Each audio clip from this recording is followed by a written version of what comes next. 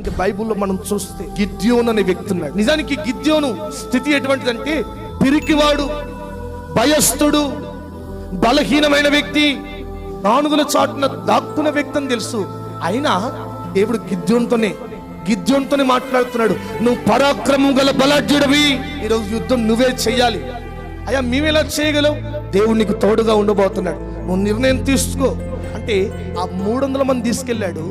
కొన్ని వేల మంది శత్రువులను ఈ 300 మందితోనే పంపించి యుద్ధం చేయించి అసలు ఓడిపోతారని వీళ్ళకు కూడా అనుకుంటున్న వేళ దేవుడు అక్కడ విజయాన్ని ఇచ్చాడు. హల్లెలూయా.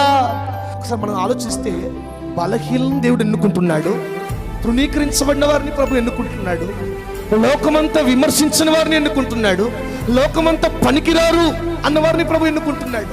వారిని ఎన్నుకొని తన సేవ కొరకు బలమైన జనంగా దేవుడు మార్చుకుంటున్నాడు.